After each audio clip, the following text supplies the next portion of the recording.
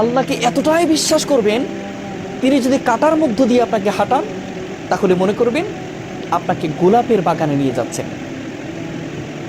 আপনি যদি যে কোনো কষ্টে যদি থাকেন, আপনি যদি ব্যথিত হন, আপনি যদি আঘাতপ্রাপ্ত হন, তাহলে আপনি মনে করবেন আপনার আল্লাহ এই কষ্ট দেওয়ার মানেই হলো আল্লাহ আপনাকে ওয়ালা সাউফা ইয়াতিকা রাব্বুকা ফাতারদা, এমন কিছু দিতে যাচ্ছেন, সেটা পেলে তুমি খুশি হয়ে যাবে।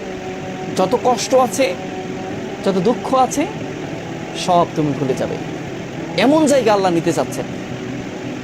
সেজন্য আল্লাহর প্রতি আমাদের বিশ্বাস নাই, আমরা বিশ্বাস রাখতে পারি না। আমরা রাখতে পারি না যে আমার আল্লাহ আমার সমস্ত কষ্টগুলো মুছে দিবেন। যে আল্লাহ সৃষ্টি করতে পেরেছেন, যে আল্লাহ শ্বাস প্রশ্বাস নিতে দিচ্ছেন, সে আল্লাহকে আমাদের কখনো কষ্টটা দূর করে দিতে পারবেন না? যে আল্লাহর জীবন, সে আল্লাহ জীবনের দুঃখগুলো দূর করে দিতে পারবেন না? তিনি কুম বলবেন, হও, ফায়াকুম, হয়ে যাবে ইনশাআল্লাহ। শুধু ভরসাটা রাখতে হবে আল্লাহর উপর। যেমন মুসা আলাইহিস সালাম পানিতে আঘাত করেছেন লাঠি দিয়ে, বিশ্বাস ছিল আল্লাহর উপরে। লাঠির কোনো এখানে ক্ষমতা ছিল না, শুধুমাত্র বিশ্বাসটাই ছিল বড়। আল্লাহ তাআলা তাকে